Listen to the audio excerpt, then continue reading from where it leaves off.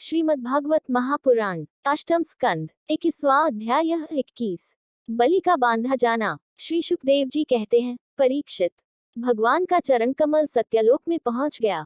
उनके नखचंद्र की छटा से सत्यलोक की आभा फीकी पड़ गई। स्वयं ब्रह्मा भी उसके प्रकाश में डूब से गए। उन्होंने मरीचि आदि ऋषियों, सनंदन आदि नैष्ठिक ब्रह्मचारियों एवं बड़े बड़े योगियों के साथ भगवान के चरण कमल की अगवानी की। वेद, उपवेद, नियम, यम, तर्क, इतिहास, वेदांग और पुराण संहिताएं जो ब्रह्मलोक में मूर्तिमान होकर निवास करते हैं तथा जिन लोगों ने योग रूप वायु से ज्ञानाग्नि को प्रज्वलित करके कर्मल को भस्म कर डाला है, वे महात्मा सबने भगवान के चरण की वंदना की। इसी चरण कमल के स्मरण की महिमा से ये सब कर्म के द्वारा प्राप्त न होने योग्य ब्रह्मा जी के धाम में पहुंचे हैं। भगवान ब्रह्मा की कीर्ति बड़ी पवित्र है। वे विष्णु भगवान के नाभिकमल से उत्पन्न हुए हैं। अगवानी करने के बाद उन्होंने स्वयं विश्वरूप भगवान के ऊपर उठे हुए चरण का अर्घ्यपाद्य से पूजन किया, प्रक्षालन किया। पूजा करके बड़े प्रेम और भक्ति से उन्होंने भगवान की स्तुति की। परीक्षित, ब्रह्मा के कमंडलू का वही जल विश्वरूप भगवान के पांव पखारने से पवित्र होने के कारण उन गंगा जी के रूप में परिणत हो गया, जो आकाश मार्ग से पृथ्वी पर गिरकर तीनों लोकों को पवित्र करती हैं। ये गंगा जी क्या हैं? भगवान की मूर्तिमान उज्ज्वल कीर्ति। जब भगवान ने अपने स्वरूप को कुछ छोटा कर लिया, अपनी विभूतियों को कुछ समेट लिया, तब ब्रह्मा आदि लोकपालों ने अपने अनुचरों के साथ बड़े आदर भाव से अपने स्वामी भगवान को अनेकों प्रकार की भेंटें समर्पित की। उन लोगों ने जल उपहार, माला, दिव्य गंधों से भरे अंगराग, सुगंधित धूप, दीप, खील, अक्षत, फल, अंकुर, भगवान की महिमा और प्रभाव से युक्त स्तोत्र, जयघोष, नृत्य, बाजे गाजे, गान एवं शंख आदि दुंदुभी के शब्दों से भगवान की आराधना की। उस समय ऋक्षराज जाम्बवान मन के समान वेग से दौड़कर सब दिशाओं में भेरी बजा बजाकर भगवान की मंगलमय विजय की घोषणा कराए। दैत्यों ने देखा कि वामन जी ने 3 पग पृथ्वी मांगने के बहाने सारी पृथ्वी ही छीन ली। तब वे सोचने लगे कि हमारे स्वामी बलि इस समय यज्ञ में दीक्षित हैं, वे तो कुछ कहेंगे नहीं। इसलिए बहुत चिढ़कर वे आपस में कहने लगे, अरे, यह ब्राह्मण नहीं है, यह सबसे बड़ा मायावी विष्णु है। ब्राह्मण के रूप में छिपकर यह देवताओं का काम बनाना चाहता है। जब हमारे स्वामी यज्ञ में दीक्षित होकर किसी को किसी प्रकार का दंड देने के लिए उपरत हो गए हैं, तब इस शत्रु ने ब्रह्मचारी का वेश बनाकर पहले तो याचना की और पीछे हमारा सर्वस्व हरण कर लिया। यूं तो हमारे स्वामी सदा ही सत्यनिष्ठ हैं, परंतु यज्ञ में दीक्षित होने पर वे इस बात का विशेष ध्यान रखते हैं। वे ब्राह्मणों के बड़े भक्त हैं तथा उनके हृदय में दया भी बहुत है, इसलिए वे कभी झूठ नहीं बोल सकते। ऐसी अवस्था में हम लोगों का यह धर्म है कि इस शत्रु को मार डालें। इससे हमारे स्वामी बलि की सेवा भी होती है। यूं सोचकर राजा बलि के अनुचर असुरों ने अपने अपने हथियार उठा लिए। परीक्षित, राजा बलि की इच्छा न होने पर भी वे सब बड़े क्रोध से शूल, पट्टिश आदि ले लेकर वामन भगवान को मारने के लिए टूट पड़े। परीक्षित, जब विष्णु भगवान के पार्षदों ने देखा कि दैत्यों के सेनापति आक्रमण करने के लिए दौड़े आ रहे हैं, तब उन्होंने हंसकर अपने अपने शस्त्र उठा लिए और उन्हें रोक दिया। नंद, सुनंद, जय, विजय, प्रबल, बल, कुमुद, कुमुदाक्ष, विश्वक्सेन, करुण, जयंत, श्रुतदेव, पुष्पदंत और सात्वत ये सभी भगवान के पार्षद 10-10 हजार हाथियों का बल रखते हैं। वे असुरों की सेना का संहार करने लगे। जब राजा बलि ने देखा कि भगवान के पार्षद मेरे सैनिकों को मार रहे हैं और वे भी क्रोध में भरकर उनसे लड़ने के लिए तैयार हो रहे हैं, तो उन्होंने शुक्राचार्य के शाप का स्मरण करके उन्हें युद्ध करने से रोक दिया। उन्होंने विप्रचित्ति, राहु, नेमि आदि दैत्यों को संबोधित करके कहा, भाइयों, मेरी बात सुनो, लड़ो मत, वापस लौट आओ। यह समय हमारे कार्य के अनुकूल नहीं है। दैत्यों, जो काल समस्त प्राणियों को सुख और दक देने की सामर्थ्य रखता है, उसे यदि कोई पुरुष चाहे कि मैं अपने प्रयत्नों से दबा दूं, तो यह उसकी शक्ति से बाहर है। जो पहले हमारी उन्नति और देवताओं की अवनति के कारण हुए थे, वही काल भगवान अब उनकी उन्नति और हमारी अवनति के कारण हो रहे हैं। बल, मंत्री, बुद्धि, दुर्ग, मंत्र, औषधि और समाधि उपाय, इनमें से किसी भी साधन के द्वारा अथवा सबके द्वारा मनुष्य काल पर विजय नहीं प्राप्त कर सकता। जब दैव तुम लोगों के अनुकूल था, तब तुम लोगों ने भगवान के इन पार्षदों को कई बार जीत लिया था। पर देखो, आज वे ही युद्ध में हम पर विजय प्राप्त करके सिंहनाद कर रहे हैं। यदि दैव हमारे अनुकूल हो जाएगा, तो हम भी इन्हें जीत लेंगे। इसलिए उस समय की प्रतीक्षा करो, जो हमारी कार्य सिद्धि के लिए अनुकूल हो। श्री शुकदेव जी कहते हैं, परीक्षित, अपने स्वामी बलि की बात सुनकर भगवान के पार्षदों से हारे हुए दानव और दैत्य सेनापति रसातल में चले गए। उनके जाने के बाद भगवान के हृदय की बात जानकर पक्षीराज गरुड़ ने वरुण के पाशों से बलि को बांध दिया। उस दिन उनके अश्वमेध यज्ञ में सोमपान होने वाला था। जब सर्वशक्तिमान भगवान विष्णु ने बलि को इस प्रकार बंधवा दिया, तब पृथ्वी, आकाश और समस्त दिशाओं में लोग हाय हाय करने लगे। यद्यपि बलि वरुण के पाशों से बंधे हुए थे, उनकी संपत्ति भी उनके हाथों से निकल गई थी, फिर भी उनकी बुद्धि निश्चयात्मक थी और सब लोग उनके उदार यश का गान कर रहे थे। परीक्षित, उस समय भगवान ने बलि से कहा, असुर, तुमने मुझे पृथ्वी के 3 पग दिए थे, 2 पग में तो मैंने सारी त्रिलोकी नाप ली, अब तीसरा पग पूरा करो।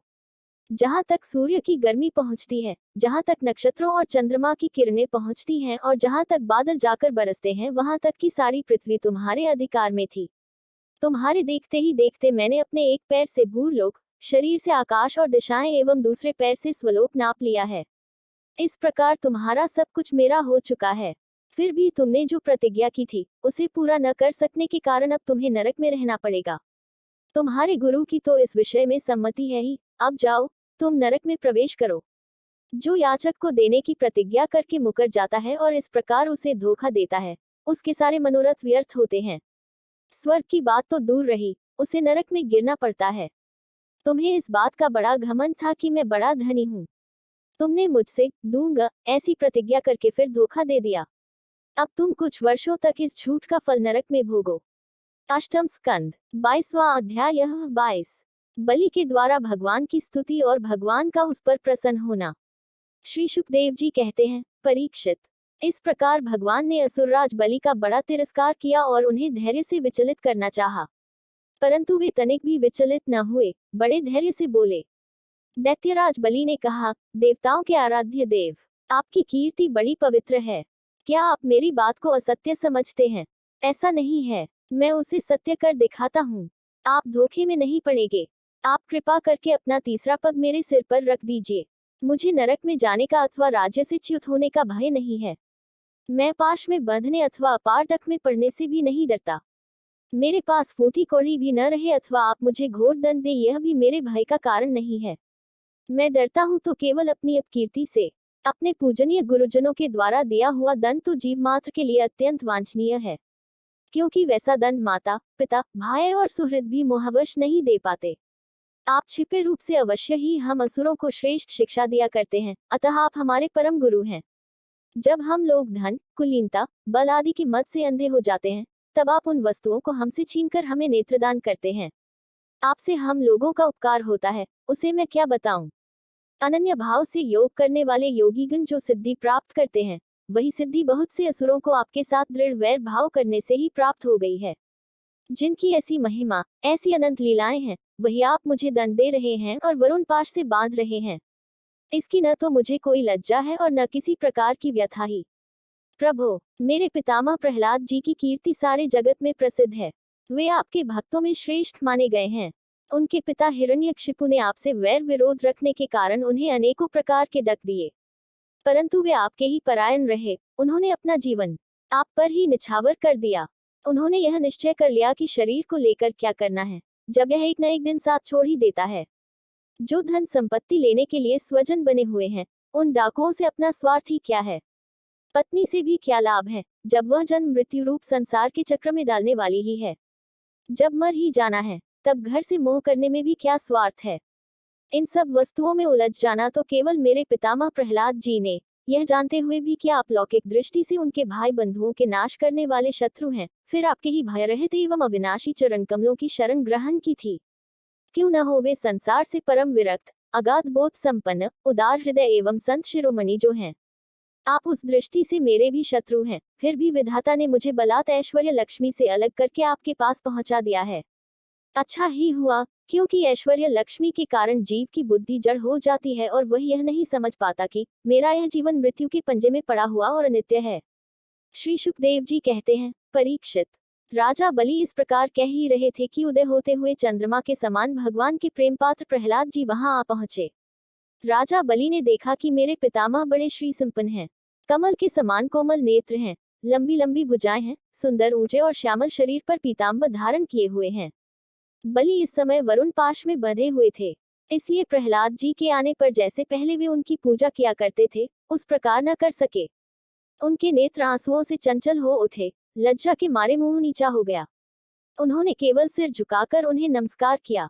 प्रहलाद जी ने देखा कि भक्तवत्सल भगवान वहीं विराजमान हैं और सुनंद, नंद आदि पार्षद उनकी सेवा कर रहे हैं। प्रेम के उद्रेक से प्रहलाद जी का शरीर पुलकित हो गया, उनकी आंखों में आंसू छलक आए। वे आनंदपूर्ण हृदय से सिर झुकाए अपने स्वामी के पास गए और पृथ्वी पर सिर रखकर उन्हें साष्टांग प्रणाम किया। प्रहलाद जी ने कहा, प्रभु, आपने ही बलि को यह ऐश्वर्यपूर्ण इंद्रपद दिया था, अब आज आपने ही उसे छीन लिया। आपका देना जैसा सुंदर है, वैसा ही सुंदर लेना भी। मैं समझता हूँ कि आपने इस पर बड़ी भारी कृपा की है, जो आत्मा को मोहित करने वाली राजलक्ष्मी से इसे अलग कर दिया। प्रभु, लक्ष्मी के मत से तो विद्वान पुरुष भी मोहित हो जाते हैं। उसके रहते भला अपने वास्तविक स्वरूप को ठीक ठीक कौन जान सकता है।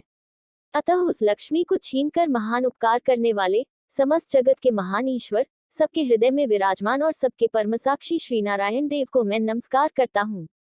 श्री शुकदेव जी कहते हैं, परीक्षित, प्रहलाद जी अंजलि बांधकर खड़े थे। उनके सामने ही भगवान ब्रह्मा जी ने वामन भगवान से कुछ कहना चाहा, परंतु इतने में ही राजा बलि की परमसाध्वी पत्नी विंध्यावली ने अपने पति को बंधा देखकर भयभीत हो भगवान के चरणों में प्रणाम किया और हाथ जोड़ मुंह नीचा कर वह भगवान से बोली। विंध्यावली ने कहा, प्रभु, आपने अपनी क्रीड़ा के लिए ही इस संपूर्ण जगत की रचना की है। जो लोग कुबुद्धि हैं, वे ही अपने को इसका स्वामी मानते हैं। जब आप ही इसके कर्ता, भर्ता और संहर्ता हैं, तब आपकी माया से मोहित होकर अपने को झूठ मूठ करता मानने वाले निर्लज आपको समर्पण क्या करेंगे। ब्रह्मा जी ने कहा, समस्त प्राणियों के जीवनदाता, उनके स्वामी और जगत स्वरूप देवादिदेव प्रभु, अब आप इसे छोड़ दीजिए। आपने इसका सर्वस्व ले लिया है, अतः अब यह दंड का पात्र नहीं है। इसने अपनी सारी भूमि और पुण्यकर्मों से उपार्जित स्वर्ग आदि लोक, अपना सर्वस्व तथा आत्मा तक आपको समर्पित कर दिया है एवं ऐसा करते समय इसकी बुद्धि स्थिर रही है, यह धैर्य से च्युत नहीं हुआ है। प्रभु, जो मनुष्य सच्चे हृदय से कृपणता छोड़कर आपके चरणों में जल का अर्घ्य देता है और केवल दुर्वादल से भी आपकी सच्ची पूजा करते हैं, उसे भी उत्तम गति की प्राप्ति होती है। फिर बलि ने तो बड़ी प्रसन्नता से धैर्य और स्थिरता पूर्वक आपको त्रिलोकी का दान कर दिया है, तब यह डग का भागी कैसे हो सकता है। श्री भगवान ने कहा, ब्रह्मा जी, मैं जिस पर कृपा करता हूँ उसका धन छीन लिया करता हूँ, क्योंकि जब मनुष्य धन के मद से मतवाला हो जाता है, तब मेरा और लोगों का तिरस्कार करने लगता है। यह जीव अपने कर्मों के कारण विवश होकर अनेक योनियों में भटकता रहता है। जब कभी मेरी बड़ी कृपा से मनुष्य का शरीर प्राप्त करता है, मनुष्य योनि में जन्म लेकर यदि कुलीनता, कर्म, अवस्था, रूप, विद्या, ऐश्वर्य और धन आदि के कारण घमंड न हो जाए तो समझना चाहिए कि मेरी बड़ी ही कृपा है। कुलीनता आदि बहुत से ऐसे कारण हैं जो अभिमान और जड़ता आदि उत्पन्न करके मनुष्य को कल्याण के समस्त साधनों से वंचित कर देते हैं, परंतु जो मेरे शरणागत होते हैं वे इनसे मोहित नहीं होते। यह बलि दानव और दैत्य दोनों ही वंशों में अग्रगण्य और उनकी कीर्ति को बढ़ाने वाला है। इसने उस माया पर विजय प्राप्त कर ली है जिसे जीतना अत्यंत कठिन है। तुम देख ही रहे हो, इतना दक भोगने पर भी यह मोहित नहीं हुआ। इसका धन छीन लिया, राजपद से अलग कर दिया, तरह तरह के आपेक्ष किए, शत्रुओं ने बांध लिया, भाई बंधु छोड़कर चले गए, इतनी यातनाएं भोगनी पड़ी, यहाँ तक कि गुरुदेव ने भी इसको डांटा फटकारा और शाप तक दे दिया। परंतु इस दृढ़व्रती ने अपनी प्रतिज्ञा नहीं छोड़ी। मैंने इससे छल भरी बातें की, मन में छल रखकर धर्म का उपदेश किया, परंतु इस सत्यवादी ने अपना धर्म न छोड़ा। अतः मैंने इसे वह स्थान दिया है जो बड़े बड़े देवताओं को भी बड़ी कठिनाई से प्राप्त होता है। सावर्णी मनवंतर में यह मेरा परम भक्त इंद्र होगा। तब तक यह विश्वकर्मा के बनाए हुए सुतल लोक में रहे। वहां रहने वाले लोग मेरी कृपा दृष्टि का अनुभव करते हैं, इसलिए उन्हें शारीरिक अथवा मानसिक रोग, थकावट, तंद्रा, बाहरी या भीतरी शत्रुओं से पराजय और किसी प्रकार के विघ्नों का सामना नहीं करना पड़ता। बलि को संबोधित कर, महाराज इंद्रसेन, तुम्हारा कल्याण हो। अब तुम अपने भाई बंधुओं के साथ उस सुतल लोक में जाओ जिसे स्वर्ग के देवता भी चाहते रहते हैं। बड़े बड़े लोकपाल भी अब तुम्हें पराजित नहीं कर सकेंगे, दूसरों की तो बात ही क्या है। जो दैत्य तुम्हारी आज्ञा का उल्लंघन करेंगे, मेरा चक्र उनके टुकड़े टुकड़े कर देगा। मैं तुम्हारी, तुम्हारे अनुचरों की और भोग सामग्री की भी सब प्रकार के विघ्नों से रक्षा करूंगा। वीर बलि, तुम मुझे वहां सदा सर्वदा अपने पास ही देखोगे। दानव और दैत्यों के संसर्ग से तुम्हारा जो कुछ आसुरभाव होगा, वह मेरे प्रभाव से तुरंत दब जाएगा और नष्ट हो जाएगा। अष्टम स्कंद, 23वां अध्याय। 23 बलि का बंधन से छूटकर सुतल लोक को जाना। श्री शुकदेव जी कहते हैं, जब सनातन पुरुष भगवान ने इस प्रकार कहा, तो साधुओं के आदरणीय महानुभाव दैत्यराज के नेत्रों में आंसू छलक आए। प्रेम के उद्रेक से उनका गला भर आया। वे हाथ जोड़कर गदगद वाणी से भगवान से कहने लगे। बलि ने कहा, प्रभु, मैंने तो आपको पूरा प्रणाम भी नहीं किया, केवल प्रणाम करने मात्र की चेष्टा भर की। उसी से मुझे वह फल मिला जो आपके चरणों के शरणागत भक्तों को प्राप्त होता है। बड़े बड़े लोकपाल और देवताओं पर आपने जो कृपा कभी नहीं की, वह मुझ जैसे नीच असुर को सहज ही प्राप्त हो गई। श्री सुखदेव जी कहते हैं, परीक्षित, यूं कहते ही बलि वरुण के पाशों से मुक्त हो गए। तब उन्होंने भगवान ब्रह्मा जी और शंकर जी को प्रणाम किया और इसके बाद बड़ी प्रसन्नता से असुरों के साथ सुतल लोक की यात्रा की। इस प्रकार भगवान ने बलि से स्वर्ग का राज्य लेकर इंद्र को दे दिया, अदिति की कामना पूर्ण की और स्वयं उपेंद्र बनकर वे सारे जगत का शासन करने लगे। जब प्रहलाद ने देखा कि मेरे वंशधर पौत्र राजा बलि बंधन से छूट गए और उन्हें भगवान का कृपा प्रसाद प्राप्त हो गया, तो वे भक्ति भाव से भर गए। उस समय उन्होंने भगवान की इस प्रकार स्तुति की। प्रहलाद जी ने कहा, प्रभु, यह कृपा प्रसाद तो कभी ब्रह्मा जी, लक्ष्मी जी और शंकर जी को भी नहीं प्राप्त हुआ, तब दूसरों की तो बात ही क्या है। अहो, विश्ववंद्य ब्रह्मा आदि भी जिनके चरणों की वंदना करते रहते हैं, वही आप हम असुरों के दुर्पाल किएदार हो गए।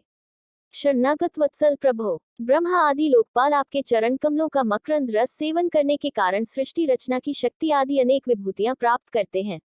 हम लोग तो जन्म से ही खल और कुमार गगामी हैं, हम पर आपकी ऐसी अनुग्रहपूर्ण दृष्टि कैसे हो गई, जो आप हमारे द्वारपाल ही बन गए।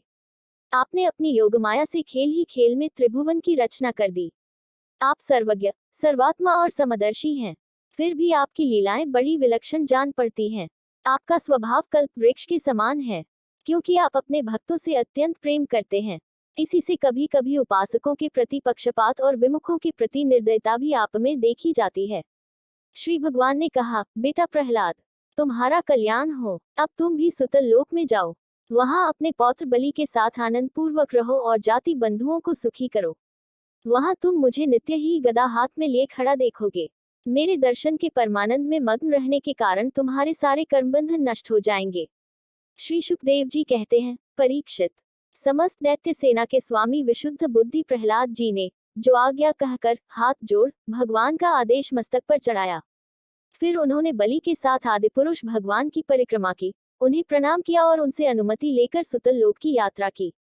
परीक्षित, उस समय भगवान श्रीहरि ने ब्रह्मादि ऋत्विजों की सभा में अपने पास ही बैठे हुए शुक्राचार्य जी से कहा, ब्राह्मण, आपका शिष्य यज्ञ कर रहा था, उसमें जो त्रुटि रह गई है उसे आप पूर्ण कर दीजिए, क्योंकि कर्म करने में जो कुछ भूल चूक हो जाती है वह ब्राह्मणों की कृपा दृष्टि से सुधर जाती है। शुक्राचार्य जी ने कहा, भगवान, जिसने अपना समस्त कर्म समर्पित करके सब प्रकार से यज्ञेश्वर यज्ञ पुरुष आपकी पूजा की है, उसके कर्म में कोई त्रुटि, कोई विषमता कैसे रह सकती है। क्योंकि मंत्रों की, अनुष्ठान पद्धति की, देश काल पात्र और वस्तु की सारी भूलें आपके नाम संकीर्तन मात्र से सुधर जाती है। आपका नाम सारी त्रुटियों को पूर्ण कर देता है। तथापि अनंत, जब आप स्वयं कह रहे हैं, तब मैं आपकी आज्ञा का अवश्य पालन करूंगा। मनुष्य के लिए सबसे बड़ा कल्याण का साधन यही है कि वह आपकी आज्ञा का पालन करे। श्री सुखदेव जी कहते हैं, भगवान शुक्राचार्य ने भगवान श्रीहरि की यह आज्ञा स्वीकार करके दूसरे ब्रह्मर्षियों के साथ बलि के यज्ञ में जो कमी रह गई थी उसे पूर्ण किया। परीक्षित, इस प्रकार वामन भगवान ने बलि से पृथ्वी की भिक्षा मांगकर अपने बड़े भाई इंद्र को स्वर्ग का राज्य दिया, जिसे उनके शत्रुओं ने छीन लिया था। इसके बाद प्रजापतियों के स्वामी ब्रह्मा जी ने देवर्षि, पितर, मनु, दक्ष, भृगु, अंगिरा, सनत कुमार और शंकर जी के साथ कश्यप एवं अदिति की प्रसन्नता के लिए तथा संपूर्ण प्राणियों के अभ्युदय के लिए समस्त लोक और लोकपालों के स्वामी के पद पर वामन भगवान का अभिषेक कर दिया। परीक्षित, वेद, समस्त देवता, धर्म, यश, लक्ष्मी, मंगल, व्रत, स्वर्ग और अपवर्ग सबके रक्षक के रूप में सबके परम कल्याण के लिए सर्वशक्तिमान वामन भगवान को उन्होंने उपेंद्र का पद दिया। उस समय सभी प्राणियों को अत्यंत आनंद हुआ। इसके बाद ब्रह्मा जी की अनुमति से लोकपालों के साथ देवराज इंद्र ने वामन भगवान को सबसे आगे विमान पर बैठाया और अपने साथ स्वर्ग लेवा ले गए। इंद्र को एक तो त्रिभुवन का राज्य मिल गया और दूसरे वामन भगवान के करकमलों की छत्र छाया। सर्वश्रेष्ठ ऐश्वर्य लक्ष्मी उनकी सेवा करने लगी और वे निर्भय होकर आनंदोत्सव मनाने लगे। ब्रह्मा, शंकर, सनत कुमार, भृगु आदि मुनि, पितर, सारे भूत, सिद्ध और विमानारोही देवगण भगवान के इस परम अद्भुत एवं अत्यंत महान कर्म का गान करते हुए अपने अपने लोक को चले गए और सबने अदिति की भी बड़ी प्रशंसा की। परीक्षित, तुम्हें मैंने भगवान की यह सब लीला सुनाई, इससे सुनने वालों के सारे पाप छूट जाते हैं। भगवान की लीलाएं अनंत हैं, उनकी महिमा अपार है। जो मनुष्य उसका पार पाना चाहता है, वह मानो पृथ्वी के परमाणुओं को गिन डालना चाहता है। भगवान के संबंध में मंत्रदृष्टा महर्षि वशिष्ठ ने वेदों में कहा है कि ऐसा पुरुष न कभी हुआ, न है और न होगा जो भगवान की महिमा का पार पा सके। देवताओं के आराध्य देव अद्भुत लीलाधारी वामन भगवान के अवतार चरित्र का जो श्रवण करता है, उसे परमगति की प्राप्ति होती है। देव यज्ञ, पितृयज्ञ और मनुष्य यज्ञ किसी भी कर्म का अनुष्ठान करते समय जहाँ जहाँ भगवान की इस लीला का कीर्तन होता है, वह कर्म सफलतापूर्वक संपन्न हो जाता है। यह बड़े बड़े महात्माओं का अनुभव है। अष्टम स्कंद 24वां अध्याय 24। भगवान के मत्स्यावतार की कथा। राजा परीक्षित ने पूछा, भगवान के कर्म बड़े अद्भुत हैं। उन्होंने एक बार अपनी योग माया से मत्स्यावतार धारण करके बड़ी सुंदर लीला की थी। मैं उनके उसी आदि अवतार की कथा सुनना चाहता हूँ। मत्स्य योनि एक तो यों ही लोकनिंदित है, दूसरे तमोगुनी और असह्य परतंत्रता से युक्त भी है। सर्वशक्तिमान होने पर भी भगवान ने कर्म बंधन में बंधे हुए जीव की तरह यह मत्स्य का रूप क्यों धारण किया। महात्माओं के कीर्तनीय भगवान का चरित्र समस्त प्राणियों को सुख देने वाला है। आप कृपा करके उनकी वह सब लीला हमारे सामने पूर्ण रूप से वर्णन कीजिए। सूत जी कहते हैं, शंकादि ऋषियों, जब राजा परीक्षित ने भगवान श्री सुखदेव जी से यह प्रश्न किया, तब उन्होंने विष्णु भगवान का वह चरित्र जो उन्होंने मत्स्यावतार धारण करके किया था, वर्णन किया। श्री सुखदेव जी कहते हैं, परीक्षित, यूं तो भगवान सबके एकमात्र प्रभु हैं, फिर भी वे गौ, ब्राह्मण, देवता, साधु, वेद, धर्म और अर्थ की रक्षा के लिए शरीर धारण किया करते हैं। वे सर्वशक्तिमान प्रभु वायु की तरह नीचे ऊंचे छोटे बड़े सभी प्राणियों में अंतर्यामी रूप से लीला करते रहते हैं। परंतु उन प्राणियों के बुद्धिगत गुणों से वे छोटे बड़े या ऊंचे नीचे नहीं हो जाते, क्योंकि वे वास्तव में समस्त प्राकृत गुणों से रहित निर्गुण हैं। परीक्षित, पिछले कल्प के अंत में ब्रह्मा जी के सो जाने के कारण ब्रह्म नामक नैमित्तिक प्रलय हुआ था। उस समय भूलोक आदि सारे लोग समुद्र में डूब गए थे। प्रलय काल आ जाने के कारण ब्रह्मा जी को नींद आ रही थी, वे सोना चाहते थे। उसी समय वेद उनके मुख से निकल पड़े और उनसे पास ही रहने वाले हयग्रीव नामक बलि दैत्य ने उन्हें योगबल से चुरा लिया। सर्वशक्तिमान भगवान श्रीहरि ने दानवराज हयग्रीव की यह चेष्टा जान ली, इसलिए उन्होंने मत्स्यावतार ग्रहण किया। परीक्षित, उस समय सत्यव्रत नाम के एक बड़े उदार एवं भगवत प्रायण राजर्षि केवल जल पीकर तपस्या कर रहे थे। वही सत्यव्रत वर्तमान महाकल्प में विवस्वान सूर्य के पुत्र श्राद्धदेव के नाम से विख्यात हुए और उन्हें भगवान ने वैवस्वत मनु बना दिया। एक दिन वे राजर्षि कृतमाला नदी में जल से तर्पण कर रहे थे। उसी समय उनकी अंजलि के जल में एक छो मछली आ गई। परीक्षित, द्रविड़ देश के राजा सत्यव्रत ने अपनी अंजलि में आई हुई मछली को जल के साथ ही फिर से नदी में डाल दिया। उस मछली ने बड़ी करुणा के साथ परमदयालु राजा सत्यव्रत से कहा, राजन, आप बड़े दीन दयालु हैं। आप जानते ही हैं कि जल में रहने वाले जंतु अपनी जाति वालों को भी खा डालते हैं। मैं उनके भय से अत्यंत व्याकुल हो रही हूँ। आप मुझे फिर इसी नदी के जल में क्यों छोड़ रहे हैं। राजा सत्यव्रत को इस बात का पता नहीं था कि स्वयं भगवान मुझ पर प्रसन्न होकर कृपा करने के लिए मछली के रूप में पधारे हैं। इसलिए उन्होंने उस मछली की रक्षा का मन ही मन संकल्प किया। राजा सत्यव्रत ने उस मछली की अत्यंत दीनता से भरी बात सुनकर बड़ी दया से उसे अपने पात्र के जल में रख दिया और अपने आश्रम पर ले आए। आश्रम पर लाने के बाद एक रात में ही वह मछली उस कमंडलू में इतनी बढ़ गई कि उसमें उसके लिए स्थान ही न रहा। उस समय मछली ने राजा से कहा, अब तो इस कमंडलू में मैं कष्टपूर्वक भी नहीं रह सकती, अतः मेरे लिए कोई बड़ा सा स्थान नियत कर दे, जहां मैं सुखपूर्वक रह सकूं। राजा सत्यव्रत ने मछली को कमंडलू से निकालकर एक बहुत बड़े पानी के मटके में रख दिया, परंतु वहां डालने पर वह मछली 2 ही घड़ी में 3 हाथ बढ़ गई। फिर उसने राजा सत्यव्रत से कहा, राजन, अब यह मटका भी मेरे लिए पर्याप्त नहीं है, इसमें मैं सुखपूर्वक नहीं रह सकती। मैं तुम्हारी शरण में हूँ, इसलिए मेरे रहने योग्य कोई बड़ा सा स्थान मुझे दो। परीक्षित, सत्यव्रत ने वहां से उस मछली को उठाकर एक सरोवर में डाल दिया, परंतु वह थोड़ी ही देर में इतनी बढ़ गई कि उसने एक महामत्स्य का आकार धारण कर उस सरोवर के जल को घेर लिया और कहा, राजन, मैं जलचर प्राणी हूँ, इस सरोवर का जल भी मेरे सुखपूर्वक रहने के लिए पर्याप्त नहीं है, इसलिए आप मेरी रक्षा कीजिए और मुझे किसी अगाध सरोवर में रख दीजिए।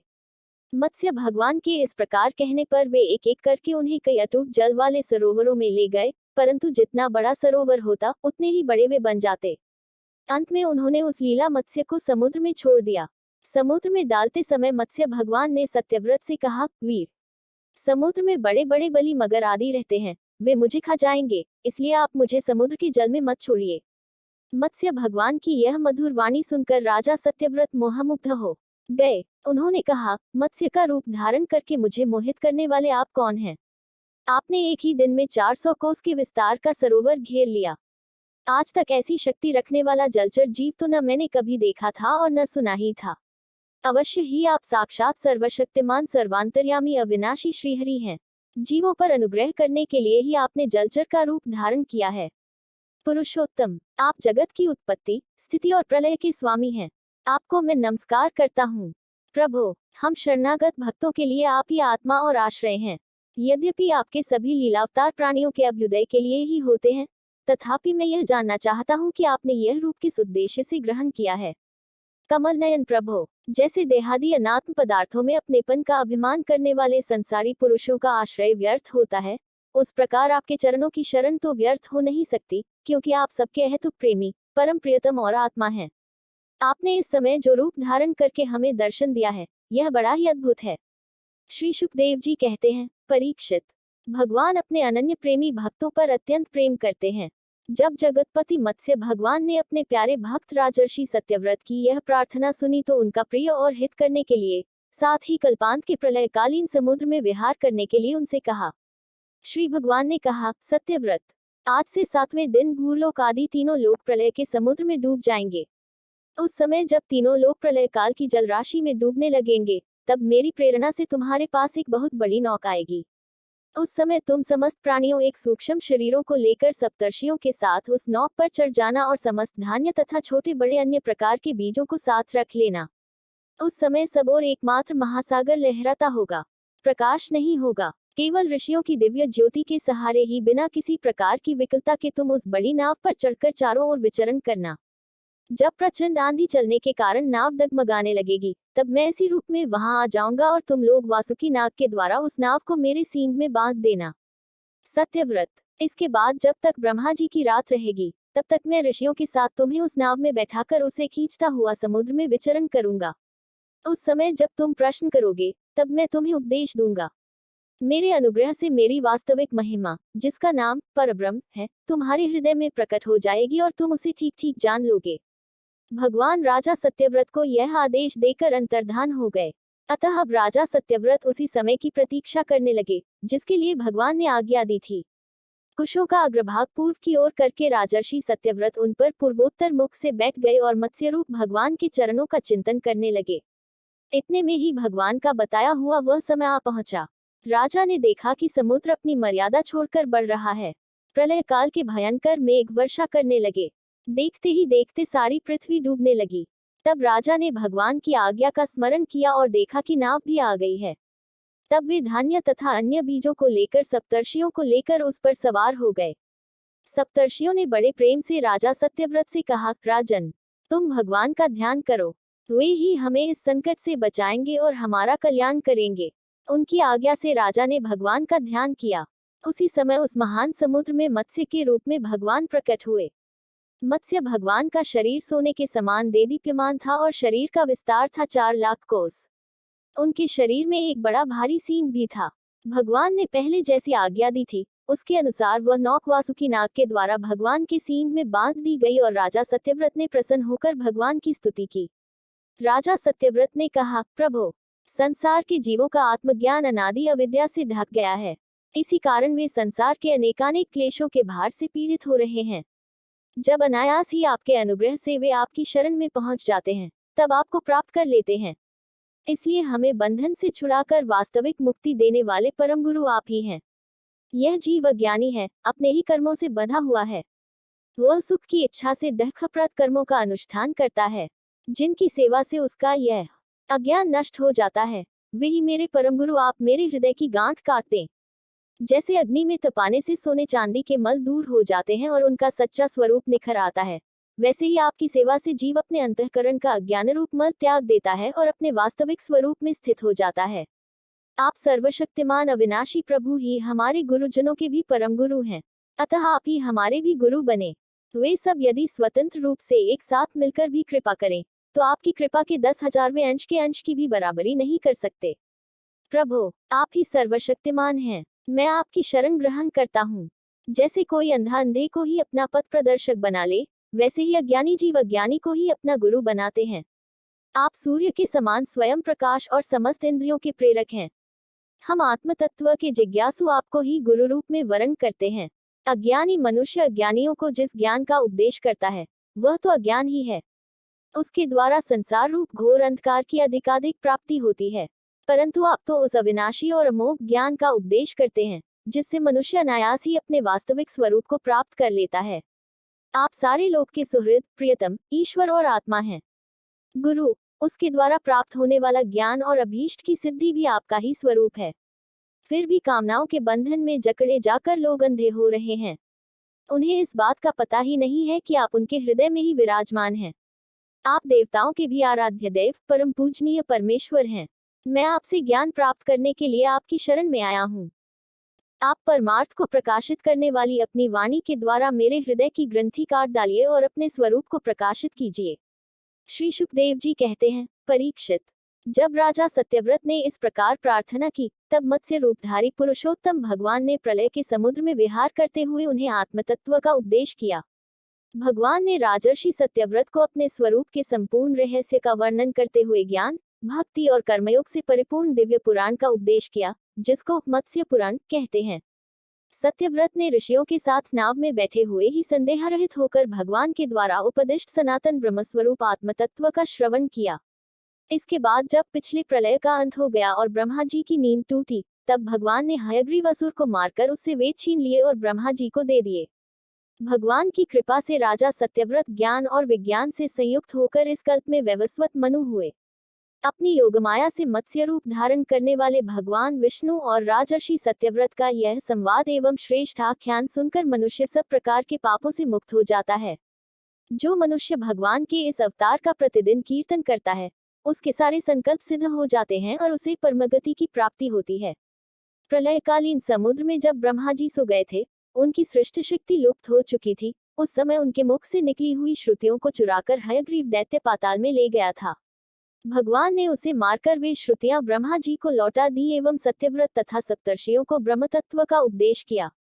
उस समस्त जगत के परम कारण लीला मत्स्य भगवान को मैं नमस्कार करता हूँ। अष्टम स्कंद समाप्त। हरि ओम। इस प्रकार श्रीमद् भागवत महापुराण अष्टम स्कंद के 24 अध्याय समाप्त हुए।